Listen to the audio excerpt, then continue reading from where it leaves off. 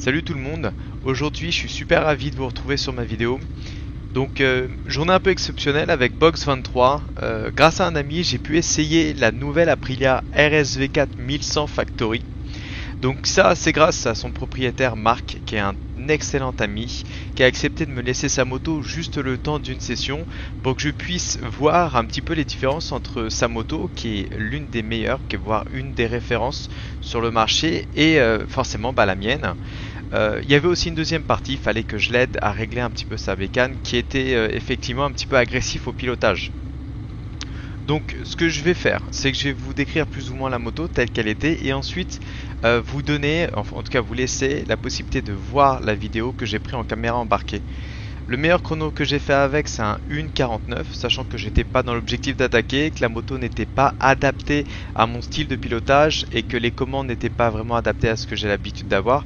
Donc j'ai essayé de faire les choses safe pour pas prendre de risques et surtout ne pas lui abîmer sa moto. Je remercie vraiment énormément Marc pour le prêt de sa moto, il m'a fait vraiment confiance et c'était important pour moi.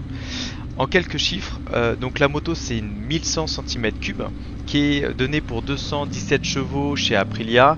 Donc là elle est full stock. Sur les vidéos que j'ai retrouvées sur YouTube pour les passages au banc, elle est en général donnée pour plus que 217, ça tourne autour des 220. Bon, globalement, voilà, au pilotage ça se sent, c'est un moteur qui a énormément de force, énormément de coupe. Je suis très surpris par le caractère du V4, il se rapproche beaucoup du caractère du R1 Crossplane, c'est-à-dire une moto qui tracte très fort en bas, avec beaucoup d'allonge et énormément de puissance en haut. Donc quand vous êtes au guidon, il faut vraiment s'accrocher, il faut avoir les abdos solides, pousser avec les pieds. L'autre avantage que j'ai trouvé dessus, c'est que c'est une moto qui est pratiquement parfaite pour rouler sur piste, c'est-à-dire que telle qu'elle était, je n'avais rien à modifier sur mes premiers passages. Les freins étaient bons, le moteur marchait fort, j'ai pas senti de creux au niveau de l'accélération, c'est-à-dire que tout fonctionnait correctement, peut-être même pas besoin de revoir le mappage dessus. Il y a énormément de puissance, donc de quoi s'amuser avec. Le train avant, alors là le train avant incroyable, on rentre sur les freins assez fort, la moto guide beaucoup, donc par rapport au S1000 ça me changeait un petit peu, j'avais pas besoin d'autant l'emmener vers l'intérieur des virages, donc ça allait très vite.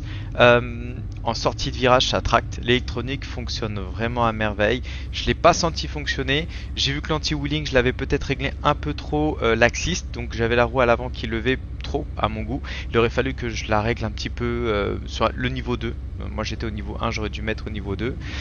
Niveau des suspensions, à l'avant à mon avis il y a un petit peu de travail à faire dessus, j'ai senti une moto qui s'enfonçait assez facilement. Donc j'ai pas passé mon temps à faire des réglages dessus. L'arrière, rien à dire, j'ai pas eu de reproches à faire.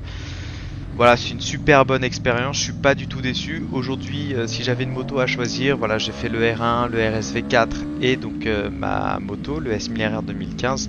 Très honnêtement, le RSV4 retient toute mon attention.